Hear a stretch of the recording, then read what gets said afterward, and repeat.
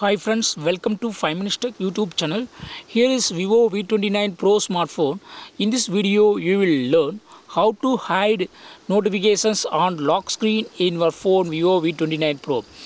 First of all, lock your screen, and if you have any notifications or if you receive notifications, they will be showing on the lock screen itself. Okay, so if you want to hide notifications on lock screen, yes, you can do it. What you have to do is go to the settings of your phone here, then go to notifications, and here select notifications on lock screen.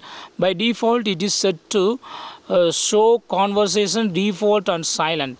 Then if you don't want to show any notifications on lock screen, click on third one, don't show any notifications, so that notifications will not be showing on lock screen. See the changes here.